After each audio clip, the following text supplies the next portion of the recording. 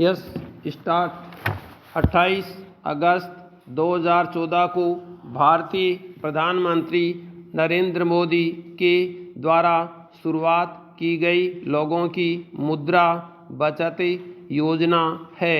जन धन योजना विराम इसे प्रधानमंत्री जन धन योजना भी कहा जाता है, जो कि वास्तव में ग्रामीण क्षेत्रों में रहने वाले आम भारतीय लोगों के लिए कुछ अवसर बनाने के लिए लोगों की एक संपत्ति योजना है। विराम प्रधानमंत्री के द्वारा शुरू की गई ये योजना गरीब लोगों को पैसा बचाने में सक्षम बनाती है। विराम यहाँ रहने वाले लोगों को स्वतंत्र बनाना ही सही मायने में एक स्वतंत्र भारत बनाना है। विराम भारत एक ऐसा देश है जो ग्रामीण क्षेत्रों में रहने वाले लोगों की पिछड़ेपन की स्थिति के कारण अभी भी एक विकासशील देशों में गिना जाता है। विराम अनुचित शिक्षा, असमानता, सामाजिक भेदभाव और बहुत सारे सामाजिक मुद्दों की वजह से भारत में गरीबी रेखा के नीचे रहने वाले लोगों की दर उच्च है। विराम ये बहुत ज़रूरी है कि पैसा बचाने की आदत के बारे में लोगों के बीच जागरूकता बढ़े, जिससे भविष्य में कुछ बेहतर करने के लिए वो स्वतंत्र हों और उनके भीतर कुछ विश्वास बढ़े। विराम बचत किए गए पैसों की मदद से वो बुरे दिनों में बिना किसी के सहारे अपनी मदद कर सकते हैं। विराम जब हर एक भारतीय लोगों के पास अपना बैंक खाता होगा तब वो पैसों की बचत के महत्व को ज़्यादा अच्छे से समझ सकेंगे। विराम भारत के गरीब लोगों को खोले गए खातों के सभी लाभ को देने को बैंक खातों से उनको जोड़ने के लिए भारतीय प्रधानमंत्री नरेंद्र मोदी द्वारा खास तौर से बनाई गई खाता खोलने वाली और पैसा बचत स्कीम है जन धन योजना। विराम भारतीय स्वतंत्रता दिवस से 2 सप्ताह बाद 28 अगस्त को पीएम के द्वारा इस योजना की शुरुआत की गई।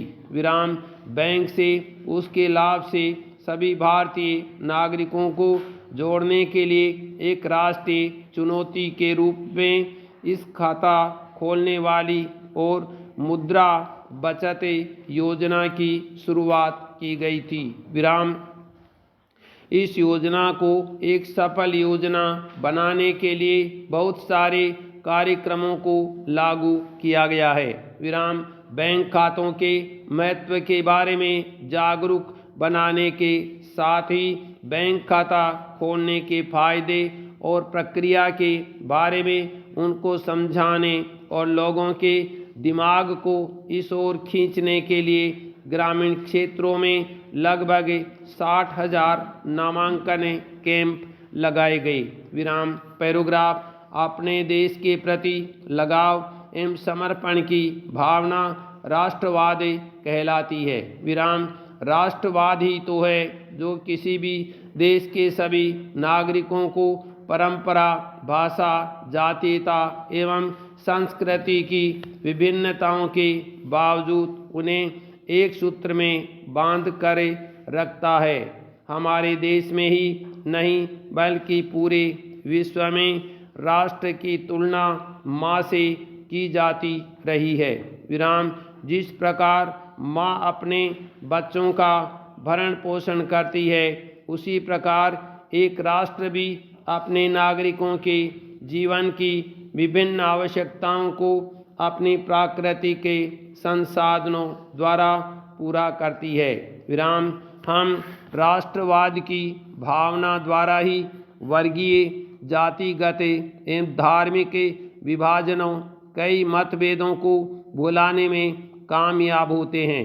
और ऐसा देखा गया है कि जब भी किन्हीं 2 देशों में युद्ध की स्थिति पैदा होती है तो उन देशों के सभी नागरिक एकजुट होकर देश में राष्ट्रवाद की भावना के साथ अपने अपने देश के सैनिकों का हौसला अफजाई करते हैं। विराम। राष्ट्रवाद एक ऐसी सामूहिक भावना है जिसकी ताकत का अंदाज़ा इसे हकीकत से लगाया जा सकता है कि इसके आधार पर बने देश की सीमाओं में रहने वाले लोग अपनी विभिन्न अस्मिताओं के ऊपर राष्ट्र के प्रति निष्ठा को ही अहमियत देते हैं और आवश्यकता पड़ने पर देश के लिए प्राणों का बलिदान भी देने में नहीं हिचकिचाते।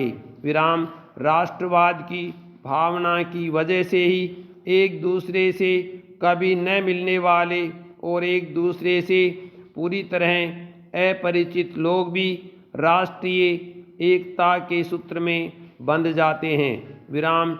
विश्व के सभी देशों में राष्ट्रवाद के जरिए ही नागरिकों में राष्ट्र से संबंधित विभिन्न मुद्दों पर सहमति बनाने में कामयाब हो पाए हैं। विराम।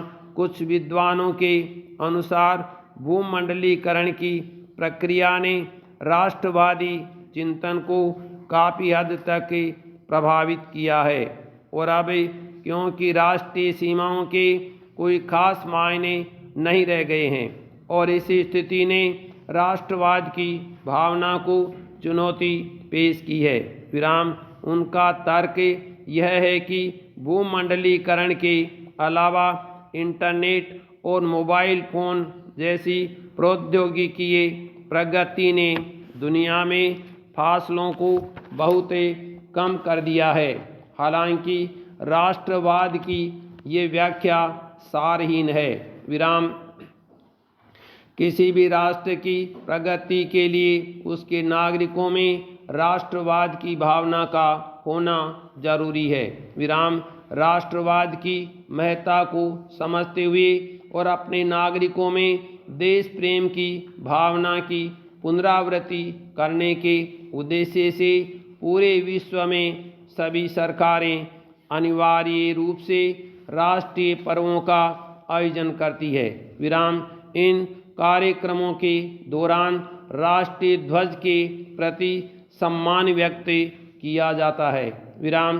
कुल मिलाकर किसी भी राष्ट्र की प्रगति के लिए नागरिकों की एकता एक महत्वपूर्ण भूमिका निभाती है और राष्ट्रवाद ही वह भावना है जो लोगों को धर्म, जाति एवं ऊंच नीच के बंधनों को समाप्त करते हुए एकता के सूत्र में पिरोती है।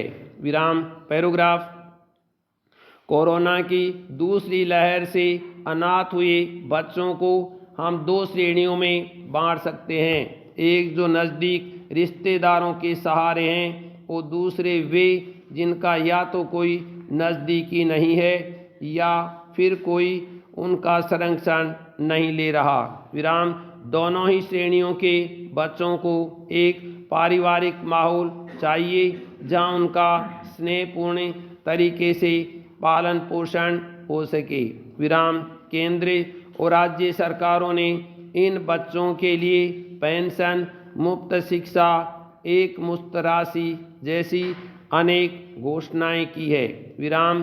हो सकता है कि इन सुविधाओं के बाद रिश्तेदार इन बच्चों को रख तो लें लेकिन उन पर पूरा ध्यान न दें, उनसे भेदभाव हो, वे घरेलू कामों में उलझे रहे।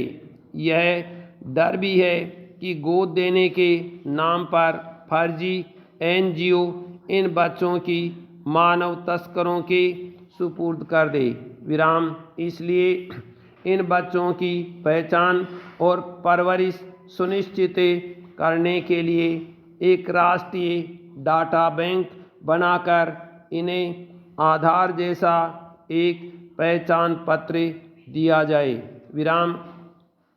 राज्यों के बाल अधिकार संरक्षण आयोग इन बच्चों के बालिगे होने तक इनकी नियमित निगरानी भी करे।